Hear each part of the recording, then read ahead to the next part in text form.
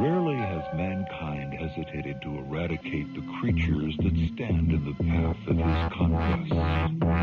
If we find intelligent species, ritual extirpation of undesirable odors from another world, the rest must be destroyed. Is it possible that our dark past has repeated itself? Watch them and pray. Greetings, ladies, gentlemen, government agents, archivists of Christopher, a.k.a. Christian, a.k.a. Solid Chris, a.k.a. Christine, Weston Chandler's life, and anyone who might be listening. This is Close Encounters of the Podcast Kind. I'm your host, Tasker, and we have Nick. Look, here's the situation, all right? I know that you and I, we joke about retards, we joke about autists, right? We even joke that you and I might be slightly autistic. On the spectrum, at least. At least somewhere on the spectrum. But right. My God, at least we're not as autistic as Chris Chan. Yeah, and I mean, at this point, I think that's almost like, even for folks on the autistic spectrum, like that, Chris Chan is now a criminal now. So I think that's even people who are on the autistic spectrum are like, dude, we don't want to be fucking associated with this guy. Hell no. No, they're calling the autistic people are calling him autistic. Yeah, that means you're pretty autistic. See, what's funny about Christine, all right? What's funny about Christine is that I will refer to him as it, because at this point, I don't think they deserve any respect. Right. It has said throughout its lifetime that it's high-functioning autistic. Okay, so that's so in other words, they have no excuse for acting the way they've been at all. But yet he always uses it as a crutch. He's always like, well, I'm autistic, right? So I don't know that raping my mom is a bad thing.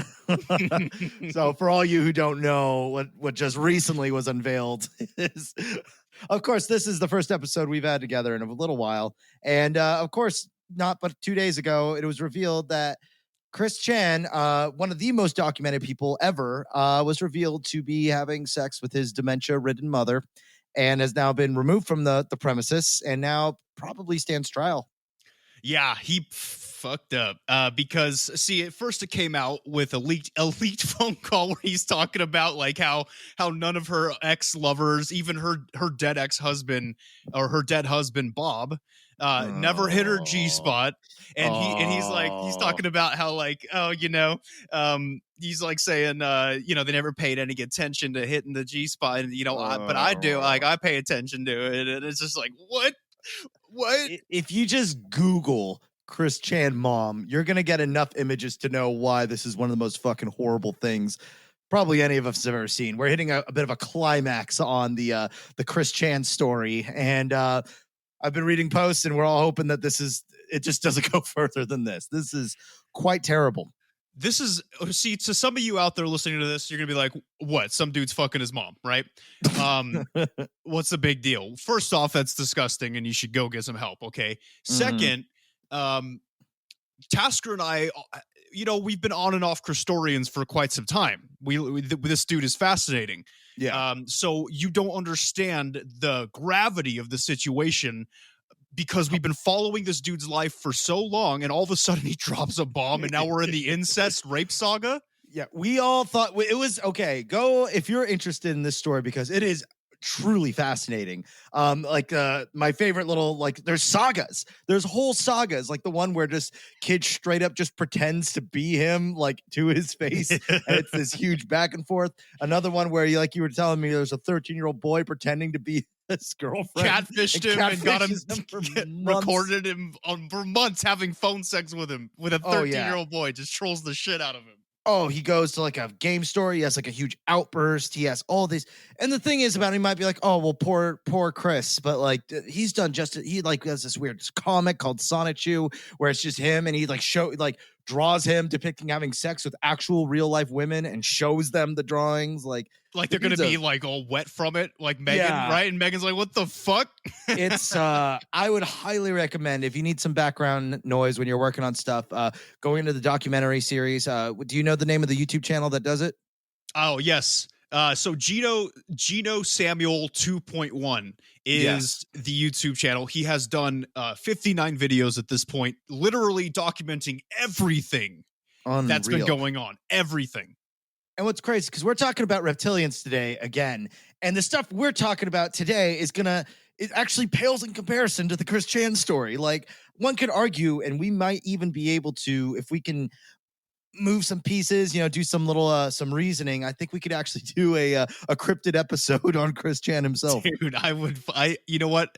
I'll give anything. I will use whatever logic you want to hear for you to accept that. If we present, hey, Tasker, I think we should do a cryptid episode. Oh, what cryptid do you want to do? Let's do fucking Chris Chan. Whatever logic makes you say yes, let's do it, because the people deserve to know what the fuck we're talking about, because it's huge. Yeah, and it's funny because we'll have to be careful about how we handle that, because there 59 episodes of this documentary, all of which are like an hour plus long or something. Yeah, I'm rewatching them because of what happened. Of course, I'm gonna go back and just laugh my ass off again at all this shit. But I've been listening for like 2 days straight while playing video games this weekend, and I'm only on part 19.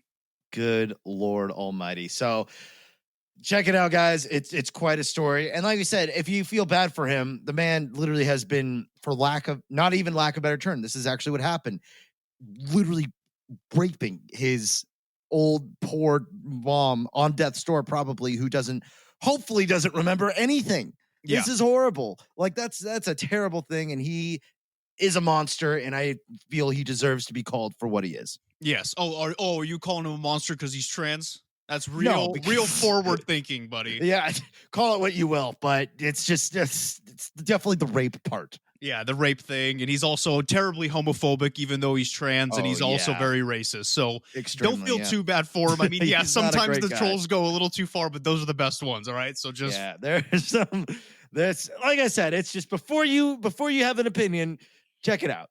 It's quite compelling. Yeah, check it out, guys. But that's what's been going on in our minds the last couple days. It's fucking awesome. So it's been a whirlwind, and like, I've been traveling a lot lately. I think this is the first episode I've done, and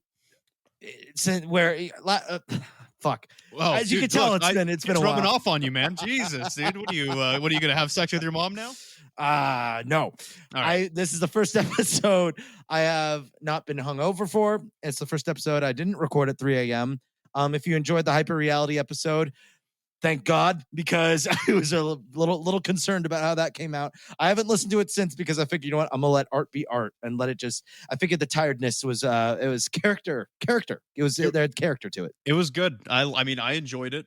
Oh, good. Okay, thank God. So. And hopefully you guys did too. But what better way to come back with the boom or a bang and an explosion? Bang is not a good word to use after the Chris Chan thing. Hey, we're talking about reptilians. Yeah, we're talking about reptilians. Like Tasker said, kind of overshadowed by everything going on with Chris Chan. But it's still a big deal. Like, whenever we talk about reptilians, it's for a reason, right? Yeah. In my opinion, one of the biggest issues we have in the world, in the universe, are reptilians. And so every episode we're doing, it's not like, haha, look how funny or cool this is. It's like, no, maybe we can learn something from this to either help us or to determine if they are the threat that we perceive them to be.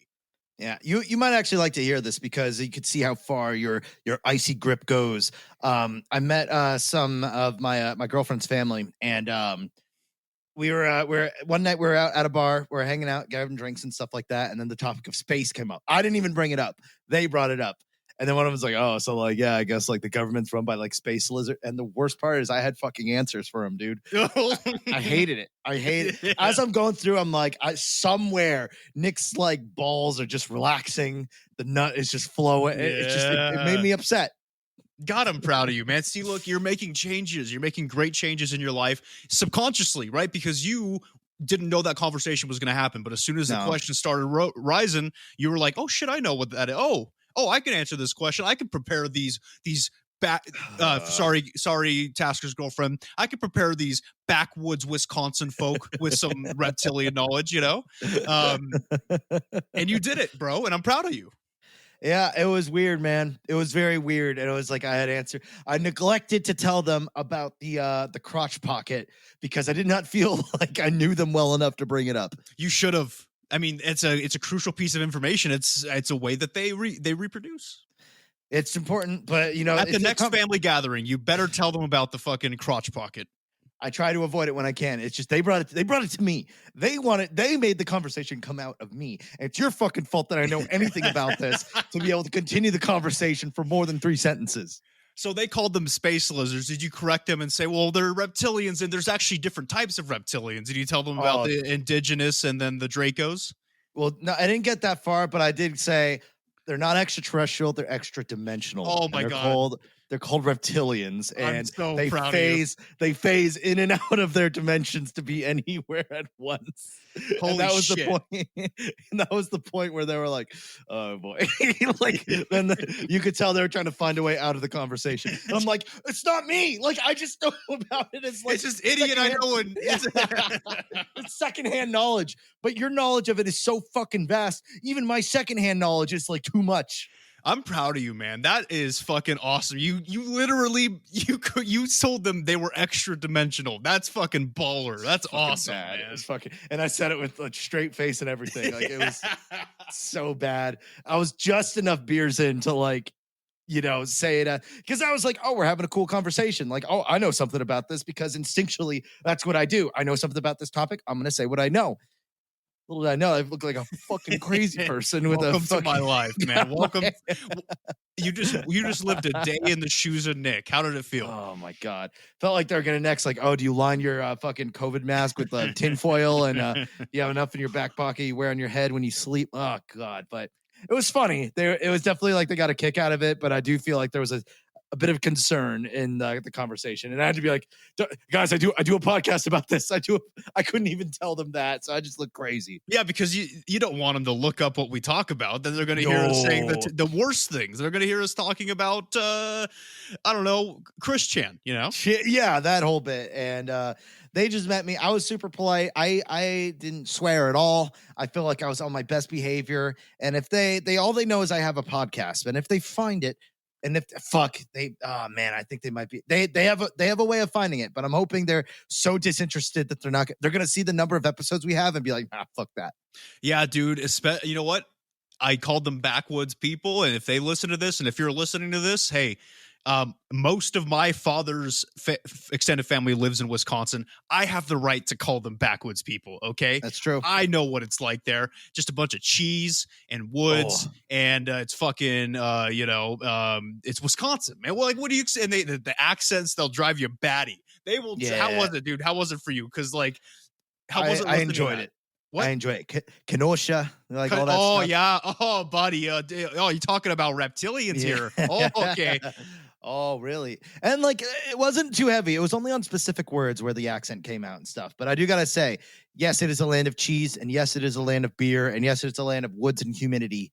But goddamn, dude, that cheese is fucking delicious. And I brought beer back, man. It was that good. Good for you, man. Hey, you know what? It's the simple things in life, Yeah.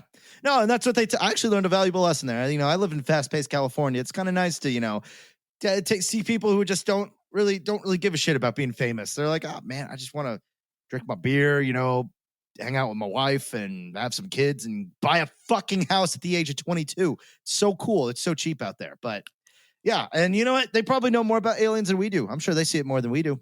I bet you they do, and I bet you they were just holding information from you because they thought you were fucking a G-man. They thought you were from the fucking government, man, coming from California, eh? Yeah, they had to see if they could trust me first. Well, I'm glad you're back, and I'm glad I'm back, and we're both back in black. Yep, almost in black. Well, no, I got black shorts. But anyways, that's besides the point. We should jump into it because long intro. Like I said, it's been a while since we've recorded together. Whenever we do a solo episode, it's basically... it's a weekly podcast, so that's like half a month. So, intro, you guys can suck our nuts if you don't like it, all right? half the reason we do this podcast is for our personalities. What do you want us to just jump into the information? Welcome to Close Encounters. Anyway, so let's get into what we're talking. Yeah, what do we Here's fucking... information. No, we're trying to deviate from that. Plus, this is a good time for me and Nick to even hang out. So, like... Yeah, we love you guys, but also like, hey, suck our nuts. Like, we're fucking doing if you don't what we like want to do. Suck my left one, all right? Yeah. It's so big, a couple of you guys can do it at the same time. Wait until we get a fucking signed contract. Then we'll have our shorter intros. But for now, while we're doing it independently, you know what? It is what it is. That's right. But we probably should start our horoscopes. So, Tasker, do you want me to go first on horoscopes and then we'll switch it off? Sounds good to me. By the way, just random side note, it's now August. We're almost back to horror scopes. Oh, it is almost that time, guys. Horror scopes instead of horoscopes. Oh yeah, so stay tuned for that. That'll be in like 8 episodes. So till then, spooky. Yeah, what you got for us? Don't miss any opportunities today, Cancer. No matter how tired you may be, this isn't the time to rest. This is one of those days in which it's simply easier to be you. There's no need to shy away or hide your true desires. Say what you want and you'll get it. Oh, that's good to know. There's no reason to beat around the bush. Keep in mind that unexpected energies will get thrown into the mix. Well, Chris Chan fucking his mom, I think, is a good unexpected energy for one. It did bring me. I feel bad for Barbara. Don't get me wrong. I mean, that's kind of fucked. But also, like, I've been waiting for something like this to happen for a long time, and this might be the end of an era. Well, it's crazy because I know we're going to do a lot of Chris Chan today, probably, but it's just because he kind of fizzled away from the internet. Like, he kind of went and then he's right back on top. And what's even crazier is Edmund McMillan, the guy who made Super Meat Boy and The Binding of Isaac, he released an update to this card game, and he actually, one of the big reveals was that one of the bonus cards, if you paid the money on the Patreon or whatever, the Kickstarter, Chris Chan made one of the cards, and now the shit comes out like a month later. Little did he know that he was actively fucking molesting his fucking mom during the whole process. Damn. Oh, man. And there's rumors, if you look close enough at the interactions between Chris and Barbara throughout their lives, there's rumors. Now, I'm not victim blaming. I'm not doing anything here, but there's rumors that Barbara had been kind of grooming him in a sexual manner this whole time. So is it? But she does. I'm pretty sure she has like full on dementia, or she's not all there. And probably can't like fully consent. So whatever's happening is probably no bueno. But damn, man, your mom, bro, she's like 80, dude. Yeah, let's just say I hope that case is public, because boy, I'd love to see some explaining, because he's got a fucking lot to do.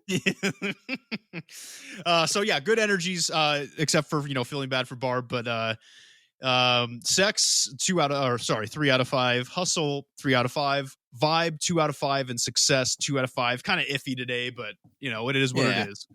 Yeah, we're at where we're at. Let's see. On my end, we got, generally speaking, today should be a good day for you, Scorpio. You should have no problem setting a fast-paced tone for the day and sticking to it. There are opportunities in the strange and bizarre. Don't limit yourself by thinking narrowly.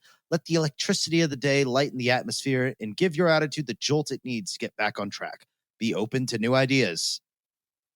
Sure. Yeah, it's just basically telling you to keep forging ahead. Yep. Carpe diem. All that bullshit, Yeah, carpets and DMs. Yes, yep. I got it. That's what the kids are using nowadays, right? What did you say? Carpe diem? Carpe diem. Seize the day. CS. Oh, yeah, dude. I know Spanish or whatever. Chinese. Mandarin. Yeah. Good to be back. Sex is a 2 out of 5. Hustle's a 3 out of 5. Vibes a 2 out of 5. Success is a 2 out of 5. Kind of a good, a little actually lower than average, but okay.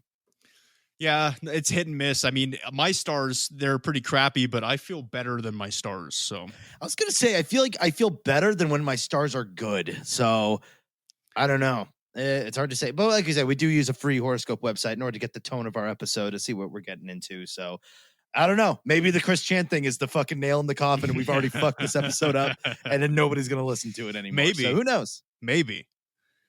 Guess we'll see. All right, guys. Well, hello and welcome back to the show with both of your hosts here today.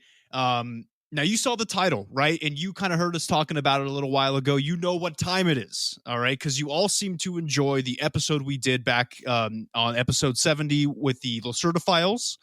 And God knows that there are enough transcripts for us to do another part, okay? So... And that's what we plan to do today. You guys liked it. There's more content. Let's fucking put it out there. So without further delay, Notebooks out. Again, this is a Notebooks out episode, just like the first Lacerta files was. We're going to be learning more about the reptilian species to be more understanding and open-minded about their culture, at least part of their culture, because we're diving right into this. Yep, this is one of those where we're hearing it straight from the horse's mouth or the lizard's mouth, whatever the fuck you want to say. Good And that's save. why I think, thank you. And that's why these episodes are important, because for somebody like me who's just slowly slipping on this slippery, slidey slope of crazy and just straight up full tilt like ufologist, we need more info before we can really develop our opinions here. As I think I've said this before, I feel like throughout this the entirety of our lifetime of our show, I've been slowly going crazier bit by bit and slowly starting to come to the dark side. So yeah, because now you're at parties with 2B family and you're starting to bring this shit up. Welcome to it, man. You've reached that level. I thought, and I don't know what that says. I don't know if that says I'm just too easily convinced, or you're just too convincing, or the fact that we've just been neck deep in this soup for years. So, I think why it's not? the latter. Why not? Probably, but hey, why not just go even further? And like you said, our last time we did this type of episode, you guys seemed to like it a lot. So we're gonna do another. We got so much to talk about. That's right. And look, on the last episode, I didn't re-listen to it in preparation for this episode. I don't remember if I did like any voice work or if Tasker did any voice work. I'm going to just fuck around and have some fun with it. So maybe Lacerta in one section will be French.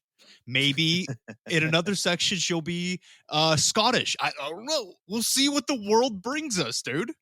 Right. This is basically just a platform for me to practice my voice work. So there you go. And because your up and coming career as a voice actor always begins with podcasting. That's right. And once they hear this and they know that I'm not as offensive as I am, even though it is very offensive, most of the things I say on here. And hey, I got a job lined up and waiting for me. There you go. I mean, as they say, radio is simply theater of the mind. Theater. Yes. Theater. So first of all, for any of you who haven't listened to the first one, what the fuck is the Lacerta files? What are we dealing with here? Yes, we do need to give a brief refresher on what this is, because either A, some of you, maybe you're new listeners, you're clicking on this for the first time. First off, thank you and welcome. And you didn't listen to episode 70, which was Lacerta Files Part 1, or you guys have, and it has been a little while, and you just don't remember, like me. Yeah, and disregard the part about sucking our nuts earlier that we said.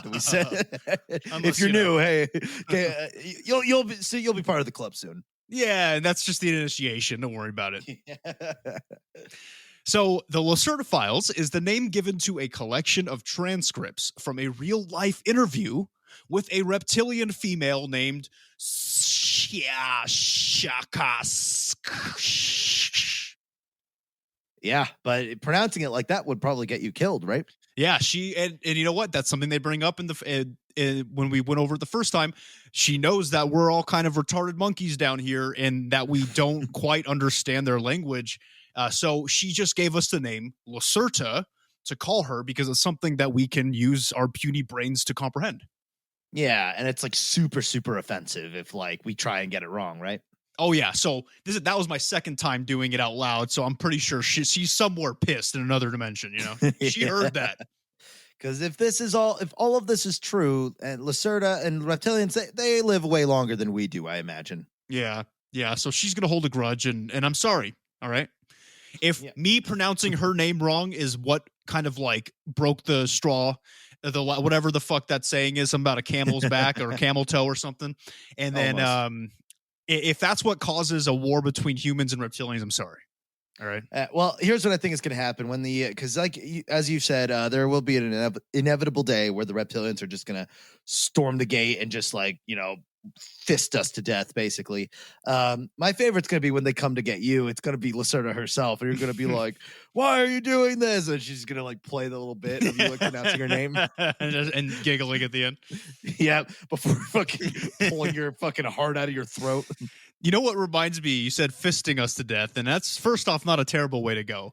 But well, yeah, I get it. Depends, right? It depends on if they're nice about it. I don't think it depends, but sure. All right. Anyway, there was a time, and it was recorded, and I listened to the whole thing when a troll pretending to be a girl interested in Chris Chan, got him to shove his Shanachu medallion up his butt, and it's all recorded. Oh no, video, audio.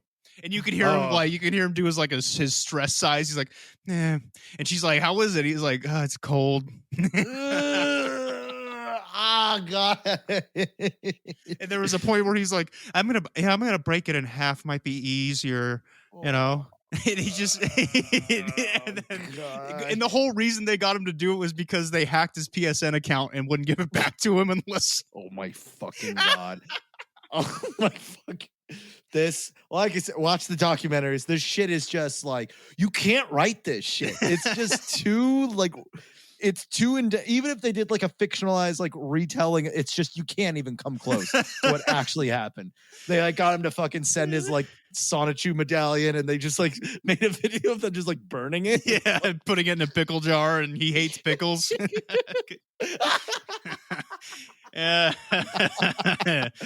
Oh my God. Woo. Jeez. Oh. All right. Anyways.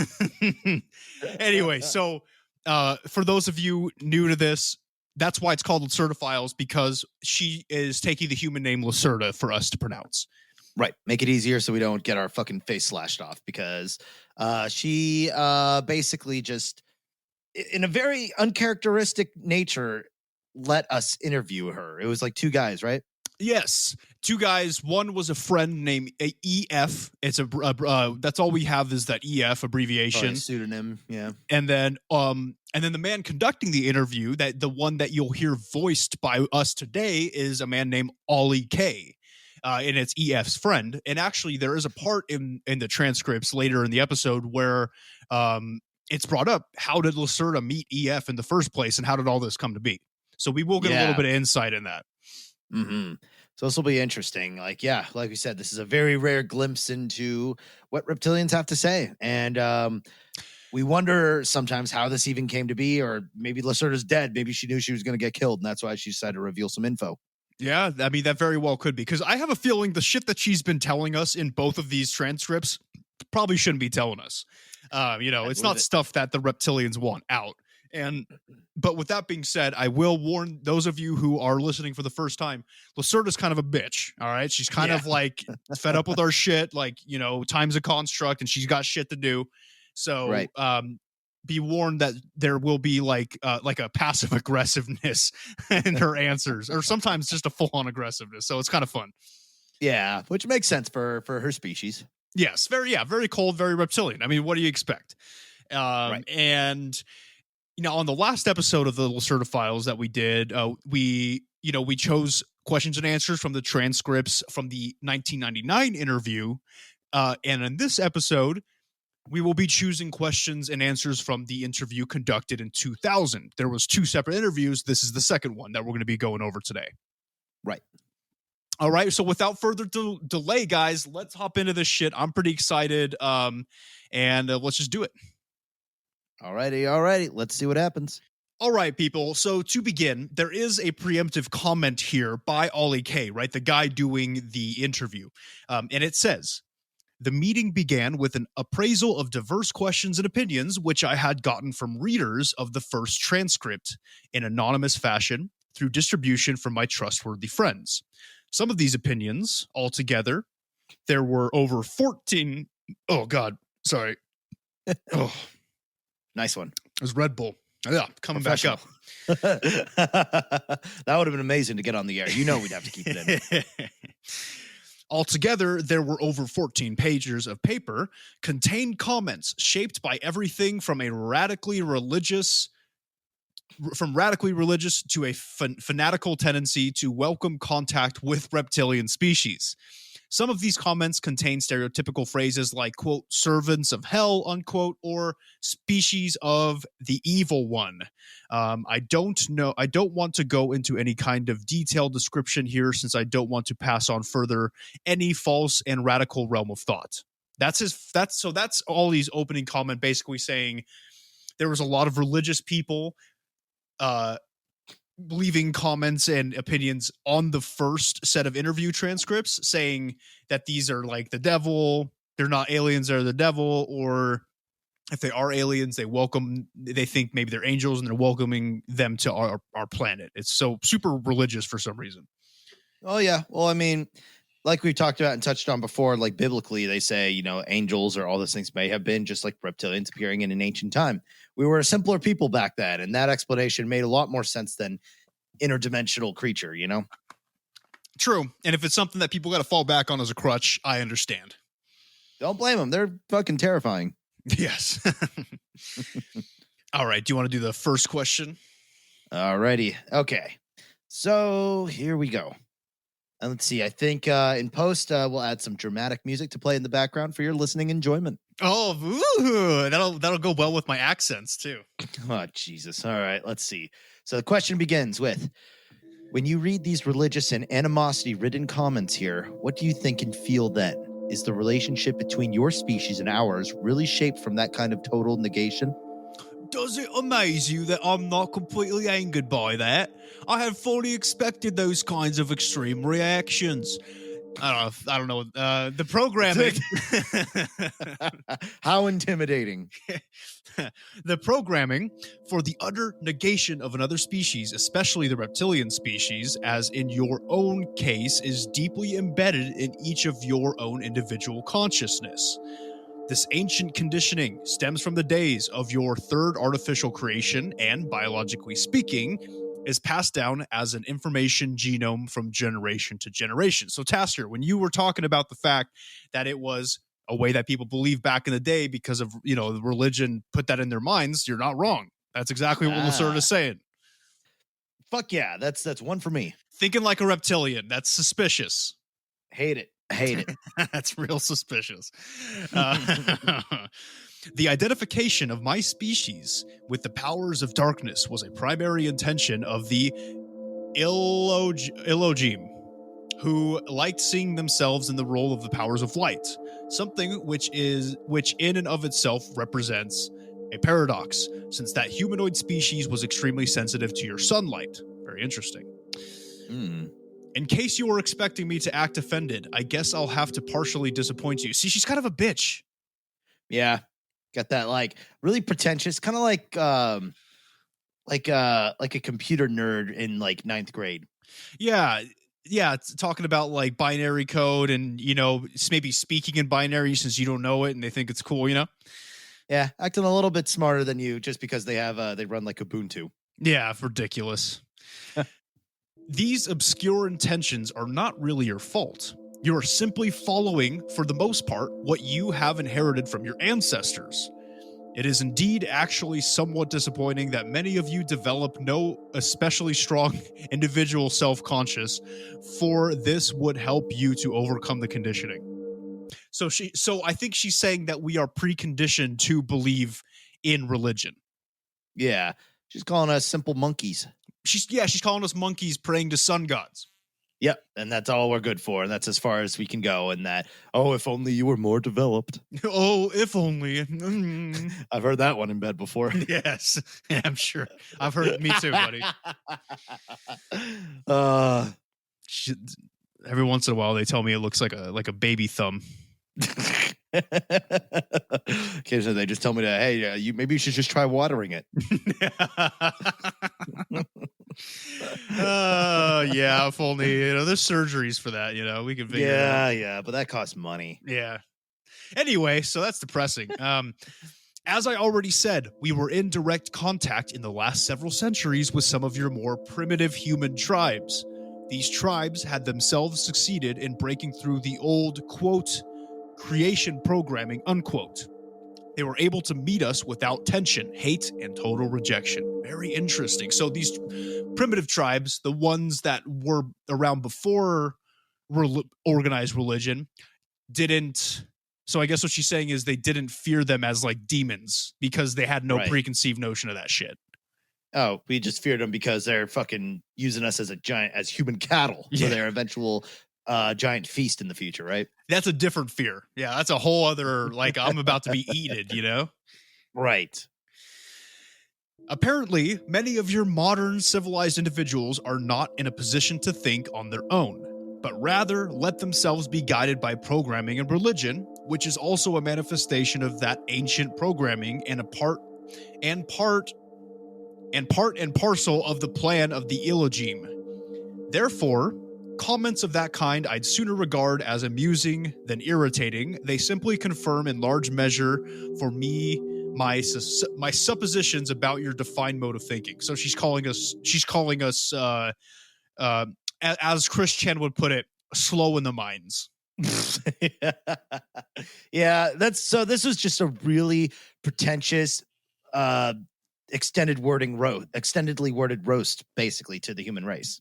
Yeah, I mean you put a beat behind it. You change some of the words to like rhyme every once in a while, and you got a diss track, you know what I mean? Basically. Wow, that's really fucking pretentious. All right, next question. Is there a scientific substantiation for paranormal powers, as for example, with your powers of thought?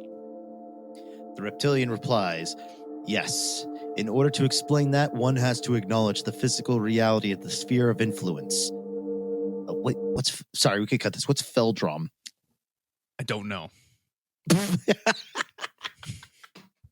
it's for type there in the outline and just it's like it's attributed to a quote or something. Oh, it's a field sphere of influence, I guess. That's like a psychic ability. I see. So that's just like a term for it. Yeah, I guess so. I guess that's what they call their like sphere of influence for their like their mental. I get it though. I think I can spin it. Okay. Let me I'll just reset it. Yes. In order to explain that, one who is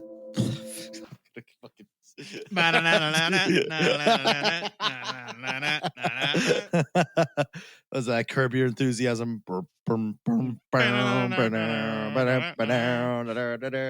Great start today. All right, let's try this again. Yes, in order to explain that, one has to acknowledge the physical reality of the sphere of influence. In parentheses, it says Feldrum, which is another word for sphere of influence. I'll try to do it. Wait just a second. You're going to have to separate yourself mentally from the illusion that which you see is the true nature of the universe. It is, at best, the surface of a side. Imagine for yourself that all matter here, you, this table, this pencil, this technical device, this paper, does not really exist, but that it is rather only the result of a field oscillation and a concentration of energy. All matter that you see, every creature, every planet, and star in this universe has an information energy equivalent in the sphere of influence, which is located on a main field, the general level of things. I think. Is that how it's? Yeah. So, basically, what Lacerta is saying at this point is everything in the universe can be put onto this Feldrum, right? This sphere of influence. And that is just like pure consciousness energy and might not actually be like a physical object. And I see. In this field, it looks like the general level is like the things that we see, like my vape and this microphone, you know? So everything is made of energy. We perceive it as physical, but they can see it beyond the physical and can, in a sense, I guess, manipulate it. I'm pretty sure that's where this is going. Got it. Okay. So back to it. Now, there is not only one level, but several. Last time I had mentioned that highly developed species which is capable of changing levels, which is something completely different from the simple bubble changing, for bubbles are a part of each and every entry level. Do you understand? Dimensions, as you call them, are a part of a solitary bubble. Bubbles, or universal foam, are a part of a level, and levels are layers in the sphere of influence, while the sphere of influence, acting in the capacity of single physical size, is essentially unending. It is composed of innumerable information energy layers and general levels. They are in the sphere of influence, no null levels. All are the same, but they are separated by means of their energy conditions. I notice that I am confusing you now. I think I ought to stop with this explanation. Yeah, no fucking shit. What a cunt. What the fuck is she talking about? Well, okay, so what we call dimensions, right? Because we've talked about dimensions and vibrations many times on this podcast. All right. So those are the terms that we're familiar with. Now, with dimensions and you reach a certain vibration from yourself, to reach different dimensions, right? And different species on different dimensions have different vibrations. Yeah. Basically, Lacerta is calling this Feldrum, the sphere of influence, the entirety of everything, like a universe, and it's all of its dimensions. And she's calling these different circles and spheres, basically they're just different dimensions, like bubbles and shit. So like what she's calling bubbles and spheres is what we would call like dimensions. So it's kind of the same thing. It's just different words, basically different terms. She's just being pretentious. She's just changing it to change it. Because do you think that bubbles sounds better than dimensions? Like she does?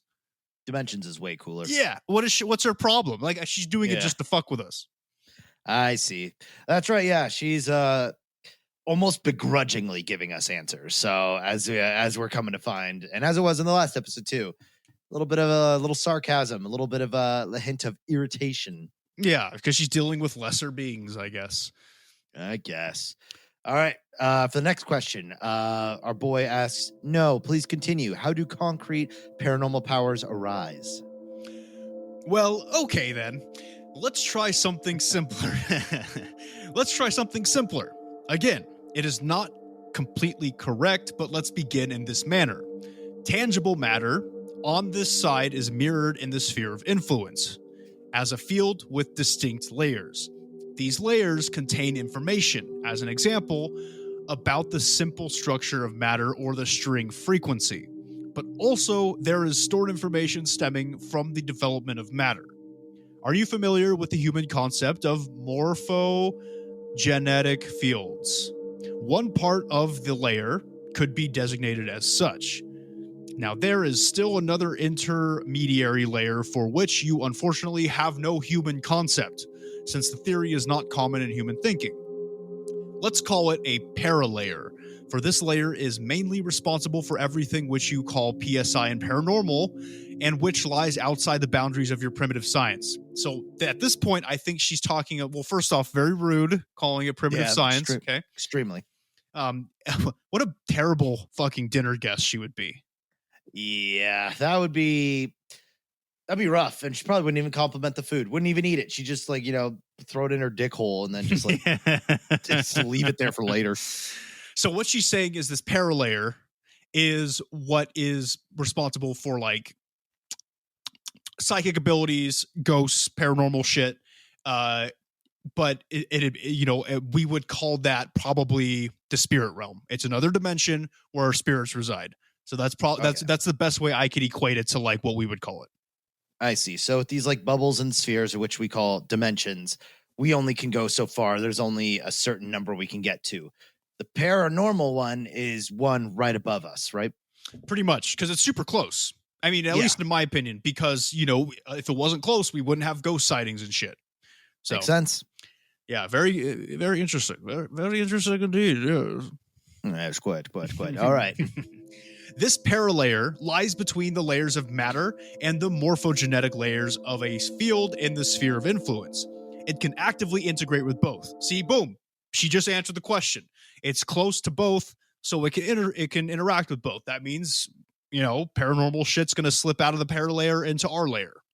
Okay, I see. Because when it comes to like the world around us, the physical world, reality, nothing's perfect. It works and it has its own level of stability, but if it's in nature, there's a little bit of wiggle room. Exactly.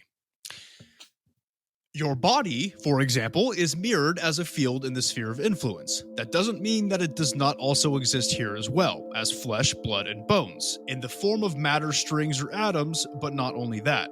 Existence is always a duality. Some layers of the field contain simple information about the solid matter of your body and its frequency, while other layers contain information about your spirit, your consciousness, or, speaking from a human religious point of view, your soul. So everything is countable. Very interesting what they're saying. This crazy bitch might be onto something. Yeah, and that's why she feels like she can be a bitch to begin with, because she's like, I'm about to blow your goddamn mind. But I'm not happy about it. But I'm sitting here just because you guys offered me Cheez-Its. Yeah. Cheez-Its are pretty tasty. I had a dream once that little black girls and little white boys. Oh, wait, no. I had a dream Sorry, that was the late great Martin Luther King Jr. speech. I apologize. Yeah. I had an actual dream though that I was bathing in Cheez-Its once, and I want to make that a reality one day. You know, if when the Patreon happens, that's going to be the first stretch goal. Is because you're going to have to film it if you do. Oh, I will 100% put it on YouTube for our listeners. Yeah. If they want to see me take a bath in Cheez-Its, hey, I'm not going to king shame anybody. So, yep. And that could be kind of funny. You could do like a quick 30-minute episode, just you with a glass of wine and a bath full of Cheez-Its. And eat my way out. Yeah. I mean, hell, even I'd watch it. So that might actually be very good for our platform. She goes on to continue. Awareness or consciousness is the case. In this case, is a simple energy matrix divided into different layers of your field in the sphere of influence. Nothing more, nothing less. Genuine awareness can also exist here on this matter side, but only in the form of post-plasma, the fifth form of matter. Wow. There is a fifth form? Post-plasma, huh? That's what I call it when I finish jerking off. Yeah. Just shoot out this like purple ethereal like ectoplasm. Yeah, man. Yeah, I have a condition. I want to get that checked. With the necessary physical knowledge and the corresponding technology, the consciousness/awareness matrix or soul, as we call it, can also be separated from its field of rest. It can, despite its removal, continue to exist in a self-sufficient manner for a certain amount of time. That has the strange occult name of soul robbing, but above all, we're talking about science here, not about magic or dark forces. But back to your question. Well, first, I think that she's talking about something that some people would call so if we're separating soul and body into another dimension or another sphere or whatever, that sounds a lot like astral projection. Yeah, astral projection. Yeah, good job, man. I'm telling you, I'm fucking learning too much here. Yeah, buddy. But back to your question. Creatures with more powerful mental powers can have a direct influence on the paralayer by means of their consciousness/awareness fields. Now, this layer is not limited only to the individual, but rather as a part of a general information layer. You could call it a prosaic sense, in a prosaic sense, the community soul that is connected with all animate and inanimate matter and all consciousness, which exists on this main level. The biological cause of these abilities lies on the side of matter, by the way, in the pituitary gland. All right. What has Nick been talking about this whole time, bruv? He's been talking about your fucking pituitary gland, a.k.a. your third eye, dog. Yep. Decalcify it. Decalcify that shit, man. Damn. You'd be proud. In my travels, I did barely got to shower. In fact, I turned down a shower because we were running behind at one point. Good for you. Subconsciously, you did it because you knew it was the right move. Exactly. I think my inner magician or whatever is starting to just reveal itself over all these years. The pituitary gland, which always is in the position to generate the frequencies to actively control the sphere of influence. That's all you need to know. And that's all. Okay, so when Lacerta starts talking about it, everybody's like, oh shit, what a revelation. But when Nick was talking about it episodes ago, at the beginning of our podcast, nobody batted an eye, man. I know. Well, yeah. I see where your loyalties, everybody's loyalties lie with the reptilians, huh? Well, to be fair, if a giant fucking space lizard started telling me shit, I'd nod my head to everything they said. I feel like some people are disloyal to me. That's the burden of the truth, huh? Yeah, buddy. Yeah. I actually did just watch Terminator 1 and 2 for the first time. And old Sarah Connor, nobody believed her. Dude, fucking great movies. That is one of the few times when the sequel is probably better than the original. It was fucking great, wasn't it? Oh, fantastic. And then we watched all the trailers for the other ones. And dude, I actually think we did a dig on that a couple episodes ago. Yes, yeah, we did. And boy, were you correct. That was there. They do not look good at all. The Genesis one looks the worst of them all. Oh my God, they're train wreck. They are actual train wrecks. Yikes. Well, good to know. But yeah, like we said, burden of the truth. It sucks to be the only one who knows what's happening, huh? Yeah, buddy. Nobody believes you till it's too late.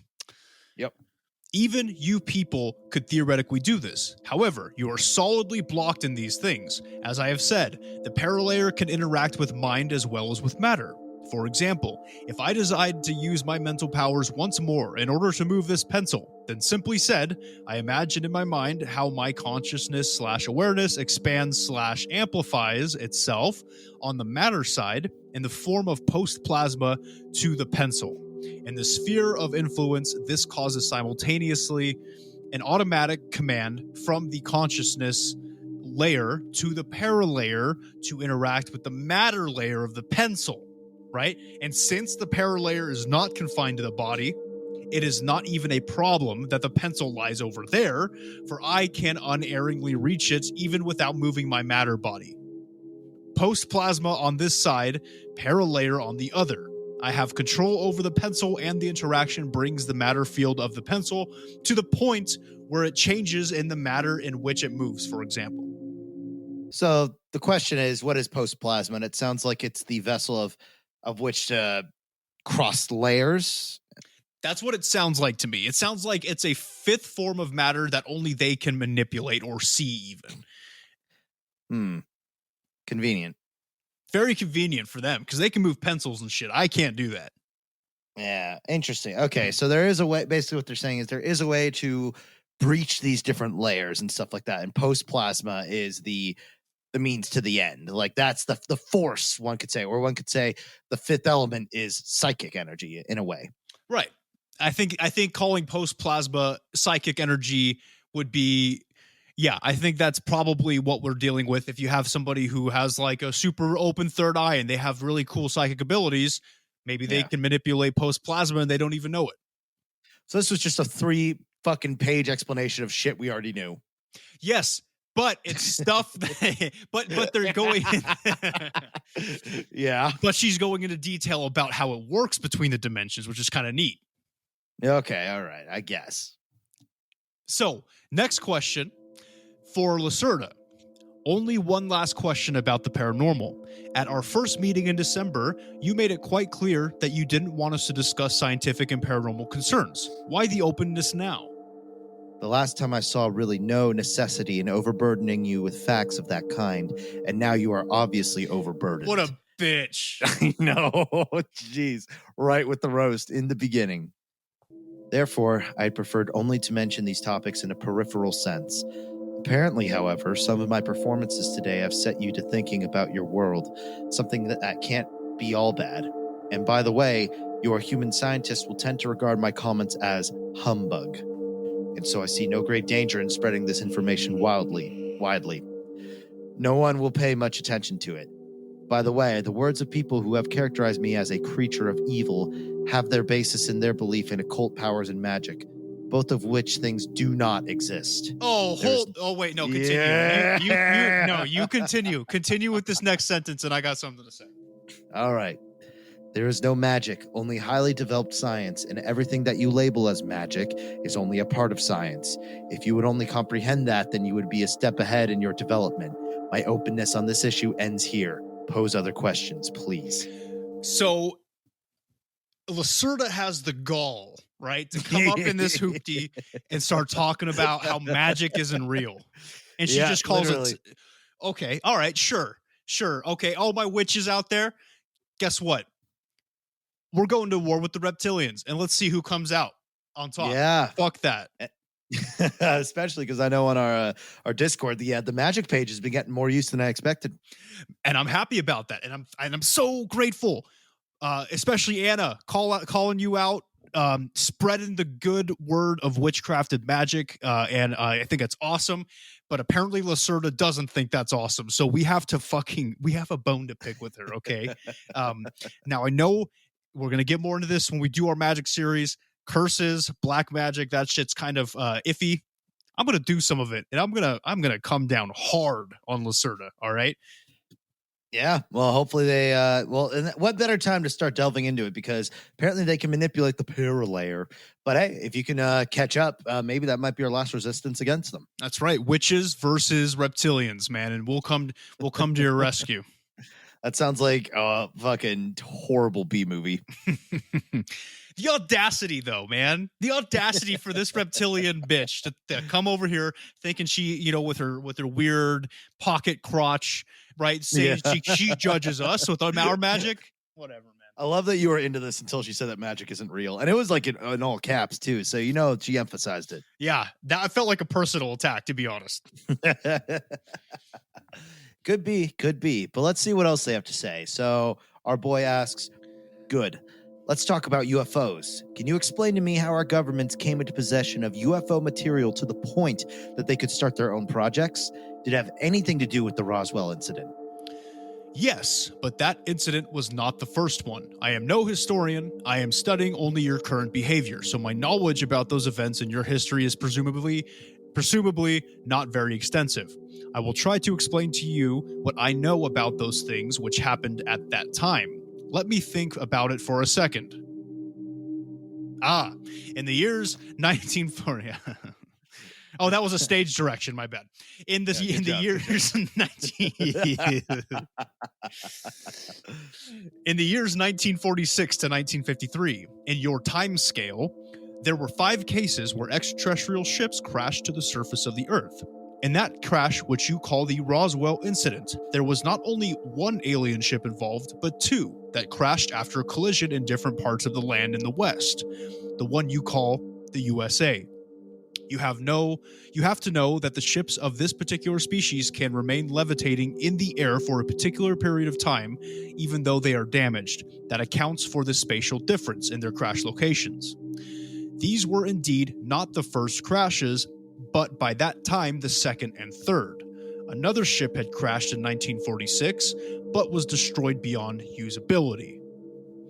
One thing first before the explanation. It certainly sounds ridiculous to you that such highly developed extraterrestrial ships simply crash, and that a relatively large number did so in a relatively short amount of time.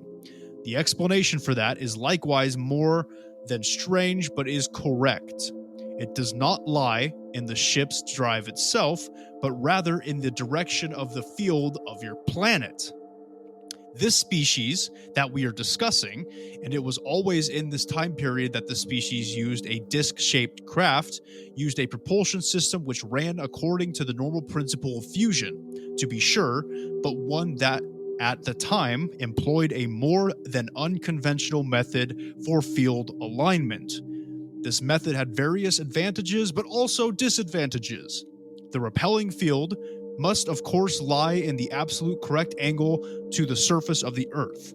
This species used an alignment technology in their ships with which the field locked into place all points of the Earth's magnetic field.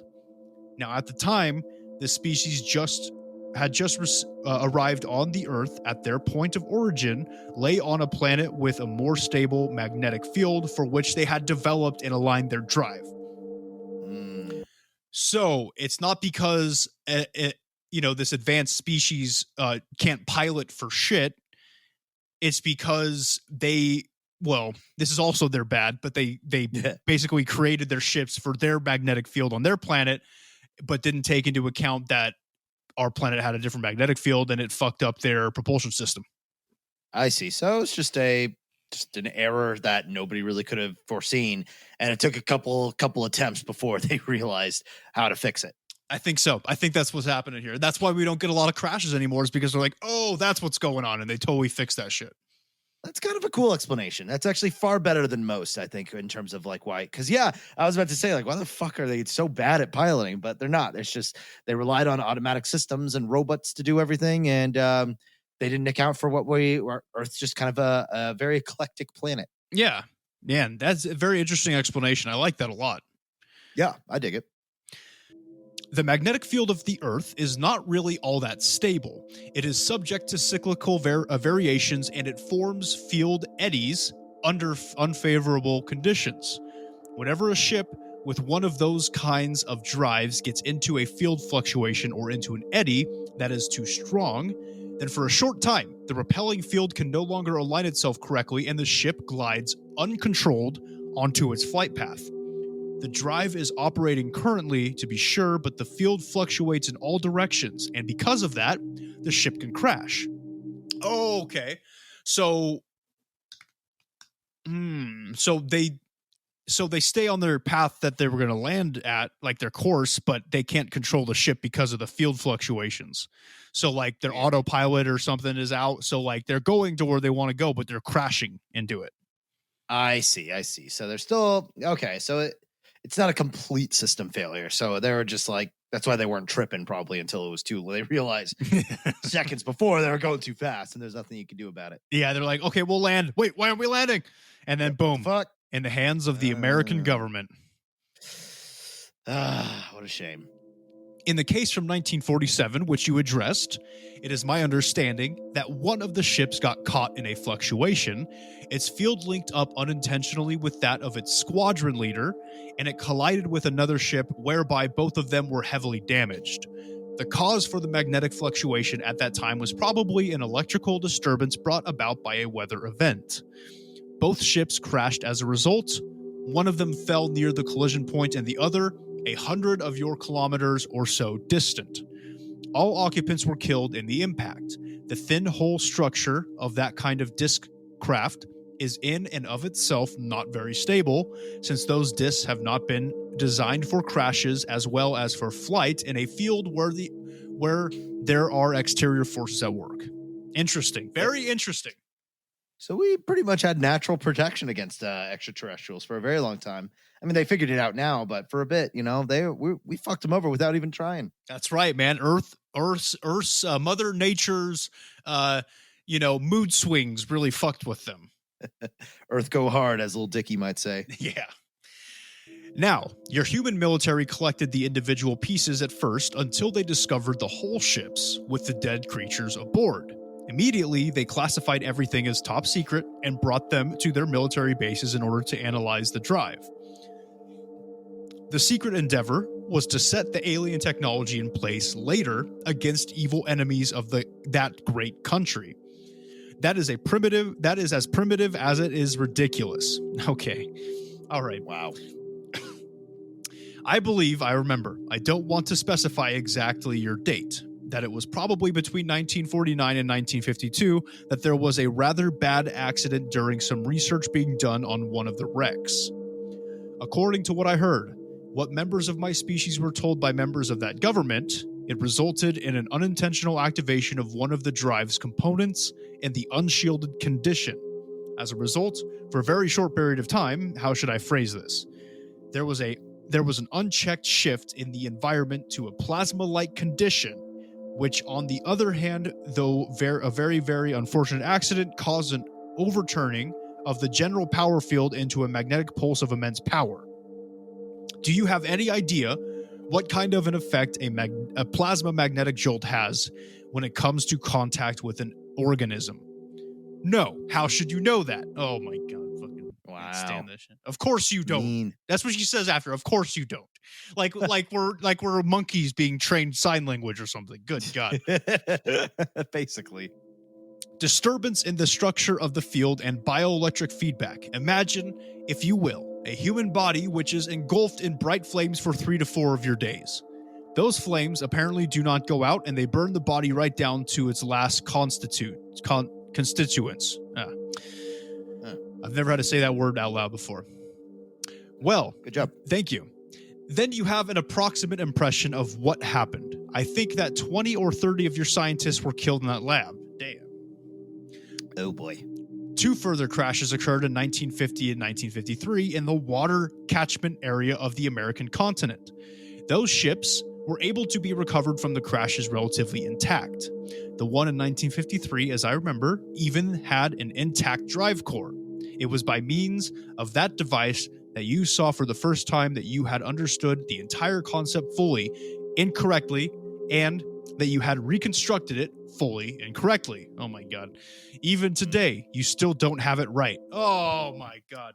Dude. Wow. Everyone's a critic. Everybody's a critic, especially this lizardy, sneaky lady. Good God. Yep. Not even giving us a little bit of credit. Just like, nope, you guys are fucking special at all across the board. It's like she probably thinks that what we're doing is like putting like popsicle stick houses together. Yeah, comparatively speaking. That species, which had built the ships in the first place, a species which I, by the way, count among those who are unfriendly towards you, was naturally worried about the investigation of their own technology by your kind. They did not want, however, at that early point in time to begin direct conflict with you, and so they chose the diplomatic path and came into contact with that government during the 1960s. Of course, they did not divulge the real reasons for being here, copper, hydrogen, air, but rather they pretended to be curious researchers that offered to show people the functioning principle of the ships, whereby they could expect some in return some favors. So we're getting played because they want our natural resources, and basically telling them that they'll give us some favors in return. Yeah, so the whole thing was a ruse, and everything the aliens told us, supposedly when all that happened, because that was during like Eisenhower, right? The 60s? I don't know. It doesn't specify when in the 60s this happened, but probably, yeah. Yeah, because I remember we talked about before in like American presidents, like there was like a specific time where aliens met with American government to be like, hey, let's cut a deal. But it turns out they didn't give a shit about the deal. They just want our resources. Resources and our butts. That's all the only things they're after. Perfect. Great stuff. Simple-minded as you are. Wow. Just like that, huh? Yep. You, of course, agreed to it. Oh, geez. And were deceived. You gave them raw materials. You gave them secured locations for their bases. You gave them access to your most secret defense data. You gave them access to your DNA and much more. And all just to quench your greed for power and information. Well, that's true. And it is, and I blame the government for that. Yep. We blew it. The alien species, of course, quickly noticed that they were dealing with simple-minded creatures, and they gave you false and inferior information about their technology so that they received much more out of the collaboration than your kind do. Okay. Oh. Yeah, we got played hard. Yeah, I believe it. For example, they gave you information that the drive can only be constructed with unstable elements of a higher ranking number, but they withheld the information that the field drive can be constructed with various modifications to work as well with stable elements of a lower periodic number. And generally, that's the way it's done. So basically, they're saying, oh, you got to build this with uranium and plutonium and all this shit. And they're like, oh, you could just do that with carbon. We usually just do that with carbon, actually. Mm-hmm. So very, very conveniently leaving out the easier parts of it. Bastards. Yeah. Through these half-truths, they made you dependent on the synthesizing of high-numbered elements and thereby renewed by their own technology. Their clues to the construction of your UFOs were laid out in such a way that the solution to old problems caused new problems to arise simultaneously. They never told you the complete truth, but always built in again and again the clever lies, which later led to technical problems and to your dependence on them. Oh, man, that's smart, though. Yeah, crap. Kept us, permanently handicapped with inferior tech and to keep us from figuring out the truth. And rising perhaps above them. So the smart. It's fucked up, but smart. I'll give them that. Yeah, I wonder if anybody's ever acted on that. That's a good question. I don't know. Because all this stuff is, we got it, so it's fairly open public data. So I don't know. Man, this is a long answer, man. This Lacerta bitch just really wants to rub it in. There's one more section of this answer I'll read through, but man, she really just wants to shove it in our faces that we got screwed. Yeah, felt like a chatterbox today, huh? Yeah. In the last years of your 1970s and your early 1980s, it finally came down to various events between the alien species and that human government. I don't want to go into detail here since there is much that even I am not exactly sure of. The whole thing lay in the context with some new, or better said, that the old technical problems with your own self-constructed ships whose camouflage and drive partially failed to function in test flights in the open. Because of that, the function of secrecy was threatened. Your military and your politicians slowly, very slowly, came to the conclusion, after more than 20 years of this, that they had been deceived by that alien species. So they figured it out themselves. They're like, wait a second. Yeah, hold the fuck on. Like multitudinous. Yes. Multitudinous incongruities. That's a fucking weird word. And way of putting it, but and the overstepping of bounds of the treaties by both sides finally led to an altercation between you and the extraterrestrials, which culminated in the lift-off of 3 of the alien aerial objects through a special, how do you say it, EMP, electromagnetic pulse, weapon, and a military skirmish at one of their underground installations. Now, there are plenty of... Now, this is Nick talking, not the quote. Yeah. There are plenty of underground military/alien bases. I think that they're talking about the Dulce Wars. I could be wrong. Dulce Wars. Yes. I don't know what the fuck that is at all. So that'll probably be an episode that we got to get into. Eventually, we really should, because it's fucking awesome. But I think they're talking about the Dulce Wars, where basically we go to war with some aliens at an underground base in Dulce, New Mexico. Okay, that's kind of cool. It's pretty dope. As a consequence of these attacks, the alien species ultimately withdrew from all contact with you and was understandably more than angered about your kind. Therefore, I count these extraterrestrials among the 3 groups who are hostile towards you, and while the other 2 are more occupied with their own business, among them waging a cold war for dominance on your planet, your old quote-unquote friends and partners are preparing to supply themselves finally with the sole and absolute dominance over raw materials and human DNA. So this whole time, Lacerta's been saying these extraterrestrials. We know that she's talking about the Greys. All right, we'll put that on the table. That they are talking about gray aliens, okay? Yep, and they are pissed. They're pissed. Now, at the moment, it is probably true that they lack some of the technical possibilities and the large amount of forces which they need in order to achieve their goals directly. In spite of that, we are counting on negative actions, possibly ever of a more subtle kind, against you in the next few years or decades. So she's saying the Greys are pissed at us. We should probably be pissed at them too, but the Greys want to take over our planet for its resources and also steal our DNA, because as we've discussed in the past, one of the theories about Greys is they need our spermage and our eggage in order to reproduce it, because they can't anymore. So, and I mean, that happened in like what, the 70s, you said? Yes, this little part right here. Yeah. So, it's been a while since then, 50 years. So, we might be due for it sooner than we think. That's right. I mean, there might be some shit happening. I don't know. Maybe that vaccine you took, I don't know.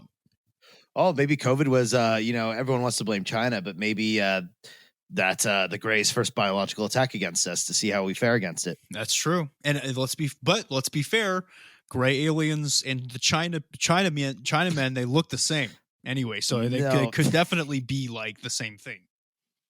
Not one of your better theories, I will say. But hey, man, when I see an Oriental, that's what I'm like. Hey, that could definitely be a gray alien, So you're lucky you're Japanese. All I gotta say. How do I know I can't say the same thing about you? Well, you don't know. I could be a hybrid. That's true. That's very true. And you'd be right here feeding these quote unquote truths to the masses. That's right. But little do y'all know, under your nose, here I am, and I'm ready to take your sperms. Give them to me. That'll be a great quote for Nick. Quote, I'm here to take your sperms. Eggs are gross. Give me your sperm. Ugh, Jesus Christ. They call me the bukkake master. Wow. That's very I'm sure you're proud of that. Multiple at a time. Multiple. It's just efficient, All right. And the next question for Lacerta. Will the other extraterrestrial species, aka the Greys, undertake nothing against these warlike actions? Specifically, something ought to be done on Earth for the more highly developed species. You're wrong here. Simply for the more highly developed species, there is simply, at the very least, your fate. You are animals for them. Animals in a very large lab. Understandably, an alien intervention on your planet would disturb their projects, but I don't think they accept a confrontation with other species for it. Many of them could look for another research planet for themselves, or they could study over a long distance your behavior and your consciousness/awareness, since crisis situations could have an attraction to their studies. Whenever you people take a look at an anthill, and another person comes along and steps on the anthill, what do? You go on your way, or search for another anthill, or you observe the ants in the crisis condition. But would one of you, even though he were larger and more powerful than the one who stepped on the anthill in the first place, defend the meaningless ants? No. You have to imagine for yourself the viewpoint of the more highly advanced creatures. You are the ants. Don't expect any help from them. Damn, bro. And also, Holy what does she mean by you people? Yeah, that's pretty fucking rude, considering how she looks like. Yeah, man. Oh my goodness, dude. So we're ants. Well, I mean, I'm not surprised. All right. I know it's the truth. I know that to like most extraterrestrial species, advanced ones at least, we are like ants or monkeys. I just didn't want to hear it, you know? Yeah, it's not very nice. I mean, you think they shot back at her like a your mama joke or something like that? Yeah, well, yeah, well, I created Sonichu, Yeah. Oh man, there's so many poor ways we could have handled it, but fortunately, it seems like our good old Ollie kept it together. Yeah, he kept his shit. I'm surprised, but he's got patience for basically being called an idiot for like 3 hours straight. So, yep, right to his face. But yeah, also, I'm sure it was a lot more tense in the moment, so I'm sure he was able to keep it together pretty easily. Oh boy, but it looks like there's a part 2 here. Of course, we would also ask for help when it became clear that your old partners were ganging up on you. Some members of that human government are fully aware of our existence, also partially owing to an old religious basis. For example, there's a gigantic partially underground building in the capital which is totally dedicated to my species, and that also has a direct approach to an elevator shaft and to an underground system. I knew it. Bro, under the capital of the United States, there is a shrine, apparently, to the reptilians. Who would have guessed? And why is that? Because the reptilian bloodlines are the ones fucking in the capital, dog. Yeah, but how's the trade-off of, yes, there's a reptilian shrine in the capital, but on the trade-off, that magic doesn't exist. Oh, yeah.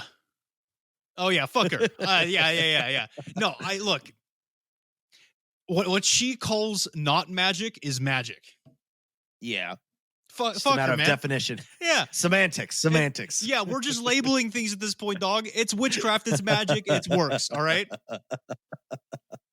Oh, God. All right. Well, let's see what else she had to say. In this building, partial meetings have taken place and do take place between us and the humans. We have passed on information to you in the last few years. According to what I know, we will keep ourselves as far away from the conflict as we can. You ought to learn to solve your own problems yourselves, or to become intelligent enough to never create these kinds of situations. What will come and who will possibly place themselves on your side, only time will tell. I really do not want to make any indications about that. Pretty sure reptilians are our enemies, though. Sounds like she's acting like we ain't. Yeah, that's what I was. Very interesting because, and I think we briefly discussed this on Lacerta Files Part 1, but now it's confirmed. Like, she's basically telling us, hey, reptilians aren't the problem. It's the Greys that are trying to take over your planet. That may be true, at least the Grey part, right? And I'm not surprised, but I'll be goddamned if I believe a word she's saying about them not, first off, not getting involved, and also that they're not trying to take over our planet too. I'll be goddamned if I believe that. All right. Well, yeah, she was even saying like, "Oh yeah, you've been lied to by like every alien species that's come down here." Yeah, what makes her so special? Right. Yeah. What is she gonna just tell us what is she, a true and honest, as Chris Chan would put it, a true and honest alien? No. Not even close. Got to take it with a grain of salt. And like I said, she's kind of from what we know about reptilians, things are they're getting a little conflicty.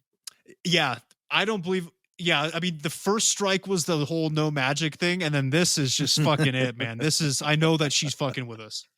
Oh, man. Well, here's another quick little tidbit that we asked her. Where do these military UFOs come from? From the United States? Yes, I think generally that's true, from the Western continent. And what that means is, basically she's saying,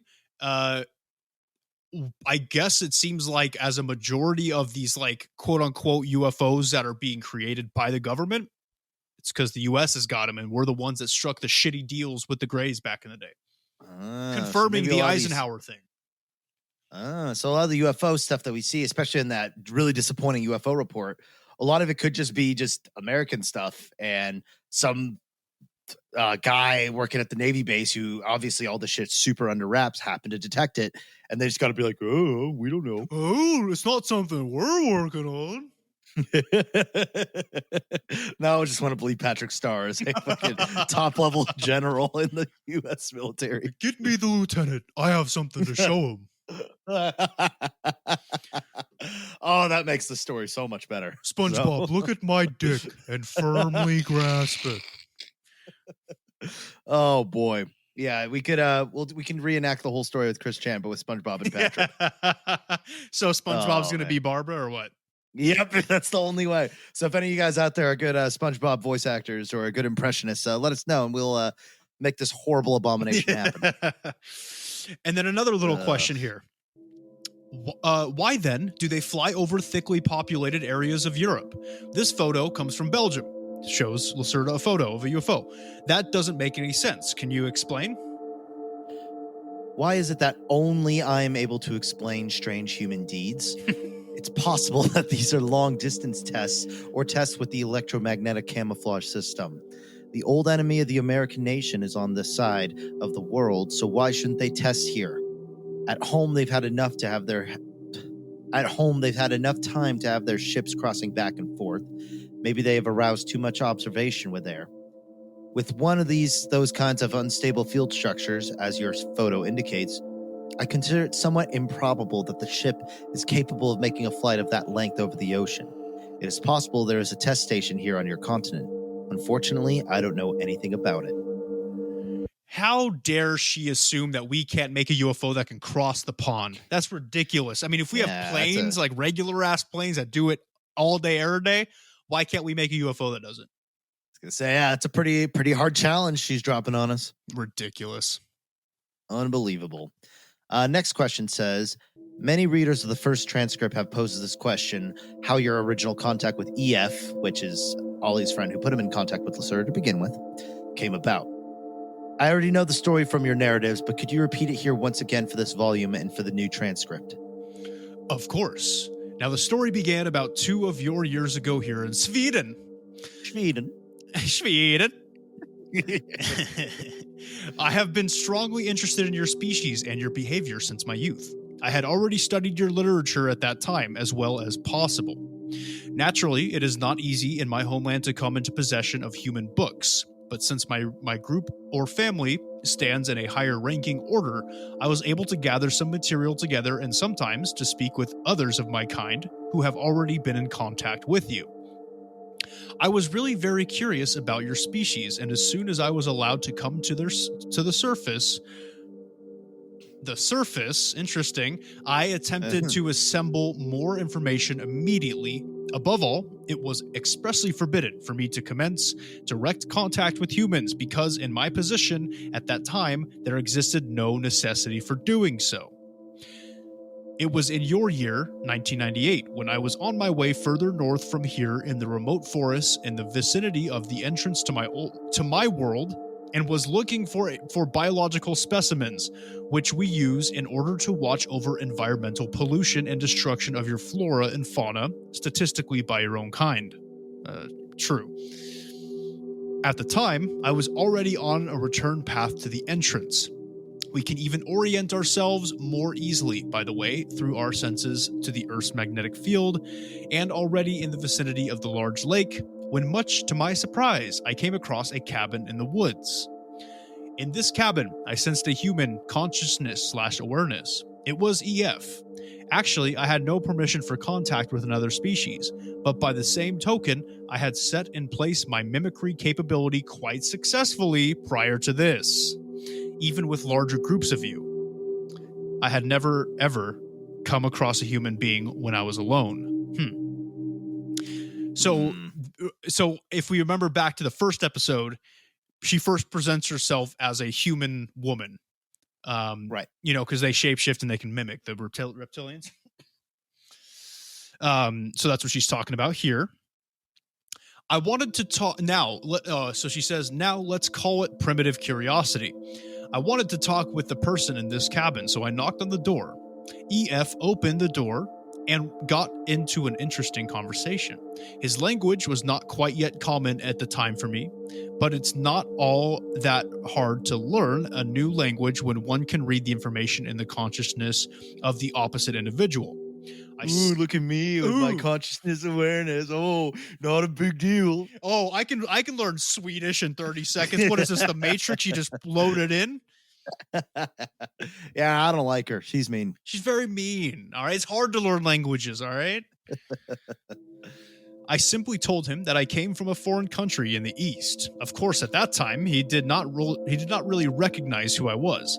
He was totally convinced that he was talking with a creature of his own kind, although it was simply only a mimicry image. Since my assignment anyway had it as its goal an investigation of this terrain, which was to last for several days, I visited him in this span of time 3 times as a human person. At first, we talked mainly about really ordinary things. Later, we got into religious and physical topics. What was that? They fucked? What does that mean? Possible. Well, they talked about it. They didn't do it. Pussies. He seemed to be impressed by my knowledge, and I was likewise impressed with his clear thoughts and his, for a human being, well-displayed personality structure and his own opinions. Wow. She had to put that caveat in there. For a human being. Wow. You really like giving yourselves over completely to public opinion or conditioning. As for example, quote, reptilian species are evil, unquote. The stuff like that. Well, so now she's calling me out. Yep, directly. It's almost like she knew you were going to read this. God damn. I don't know what to believe anymore, dude. Yeah, well, that's the nature of the beast, unfortunately. I steered the conversation in this direction, and EF said something to the effect that he believed in alien species and that they did not have to necessarily be evil, but perhaps only different than his kind are. That pleased me. So I started touching myself down there. No, wait, no, it doesn't say that. Sorry. Nope. That's for the premium episode. Tasker, it seems like you're quieter. Oh, your mic. Uh-oh. Your mic flipped down. Oop. Got it. Wow. Okay. We might have to keep that in because I might explain the quiet part. Yeah, but I mean, I still heard what you said, but I was like, wait a second. I got you. Yeah, we'll see if we can fix it in post. If not, sorry. Sorry. That pleased me. At the juncture of the time, of course, I could not speak concretely with him about my knowledge because he wouldn't have believed me. He would have taken me for a human practical joker. I cultivated the very, very unusual idea to show him my true exterior, something that I did during our conversation at our 4th meeting in the cabin. Actually, he was predestined for contact. He was open-minded, honest, intelligent, not religiously inclined or conditioned. He lived alone and isolated, and no one would believe him should he decide to go public with his story. So wow. I guess that's the outline. So if you guys want to get contacted by extraterrestrials, live by those, and you're predestined for contact, according to Lacerta. Wow, that's a little depressing, but hey, whatever floats your boat, huh? Exactly. I dared to take the step, but then I had serious doubt about the propriety of my act, especially when he reacted very violently. He got control of himself again after a time, and we could finally talk concretely about definite matters. Now, he had no choice but to believe me. This was the beginning of a series of meetings, which initially took place there in the woods, but later took place in his remote residence. I said, what, the woods, the cabin in the woods isn't remote enough? Yeah, I still feel like this does feel like a romance novel waiting to happen with a lot of the buildup. I'm kind of hoping that I'm shipping, man. I'm kind of hoping that they end up banging or something, you know? I mean, hey, you got to do it for research, right? See how it works. Yeah. Or, you know, I know that yours really into vor, so I'm really hoping for your sake that she eats him at the end of the story. I don't know. Yeah, for something like that. It's just like, I don't know. She normally, okay, so we're talking, she's a human female showing up to this like random human male who's randomly like opening up to her about a bunch of, that sounds like pillow talk if I ever heard it. I think they fucked. Oh yeah. It's in Sweden too, man. You know, that weird, you know, doesn't this turn you on? Don't you like the way I talk? Why don't you blow my wiener? I don't think they're all that rhythmic. As far as I I don't know, man. Never They're been to Sweden. everybody outside of the U.S. is a caricature to me. Okay. Yes, that's a good U.S. mentality. Because I'm too lazy to take the time and learn real accents, so I just do the cartoony ones. Hey, you know, if there's money in it all. Finally, he brought you into contact with me, and for that reason, we are now sitting here once again and talking about things which probably won't be believed out there in human society. So that is the backstory, the origin story, if you will, of Lacerta and EF and Ollie and how they all got together. Yep. You're probably wondering why that was in the beginning, and our answer is exactly. I don't know, but we did briefly touch on it in the first episode in the beginning, but definitely not into this amount of detail. Yeah, exactly. So yeah, we're doing a bit of a Tarantino, you know, changing up the timeline a bit. So look at us being so artsy. That's right. That's right. Don't worry. Samuel L. Jackson is cast in our movie. He is cast in all Tarantino movies, and he will be in this one. Yeah, he's playing Nick, especially in our adaptation. So he can say the N-word. Open your third eye, man.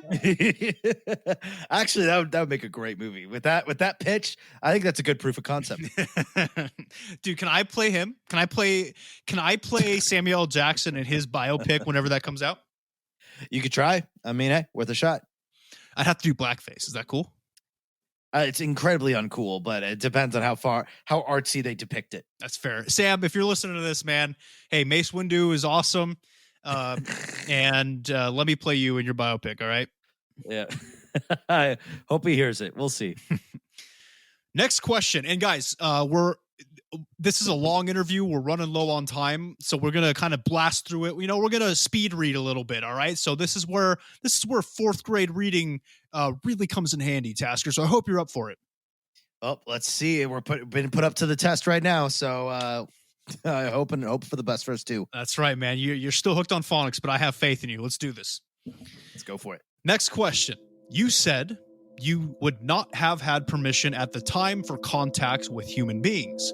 Do you now then have permission to talk with EF and me about all these things and even to make this scientifically public? Yes, that is difficult to explain and for you to understand. Let's just say I find myself in the position now to arrange this permission without having to take into account any consequences.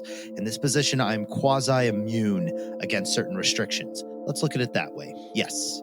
That was beating around the bush. She is definitely not allowed to be talking to us. That was avoidant, so good to know. All right, next question. If other people want to come into contact with your kind, do you have a chance to do so? Generally not. We avoid contact with you, and we operate on the surface only in remote areas, and there we use the mimicry techniques in case we should meet some people. That I am talking with you now does not mean that others will follow my example. It goes without saying that you could try to find an entrance to my world and penetrate your way in there. However, very sultry. Quite. Are they fucked? Yeah, buddy. However, that can sooner lead to unpleasant consequences for the infiltrator. You have next to no chances on the surface of recognizing us. You can't even contact us directly. We have to contact you, just as I did with EF. Those kinds of contacts, however, are not the rule, but are very rare occurrences. So they're basically saying, you'll never find us. We find you. Yep. Good fucking luck. Good luck, bitches. Next question. Can you describe your subterranean homeland location? I can attempt to do so, but I certainly will not tell you where this place is located. My homeland lies in one of our smaller underground settlements to the east of here. I'll give you some numbers so that you can make a better impression for yourself. Just a minute. I have to try to convert the measurements approximately into your units. Wow. How inconvenient. Yikes. Wow. So mathematical. It is a dome-shaped cavern at a distance of about 4,300 meters from the Earth's surface. The cavern was organized as a colony about 3,000 years ago. A major portion of the ceiling structure is artificially integrated into the rock, and the form was remodeled into an almost elegantly proportioned and very flat dome with an oval ground plan. The diameter of the dome, according to your measures, is about 2.5 kilometers. The height of the dome at the highest point is about 220 meters. Underneath that, the highest point in every colony there stands a special whitish gray cylindrical building. A kind of supporting column which holds the honeycomb net carrying structure of the dome. This building is the tallest, largest, and oldest in the entire dome, for it is always situated as the first construction together with the security of the ceiling. In the meantime, of course, there were times it was completed and reconditioned. That building has a very special name with the religious significance.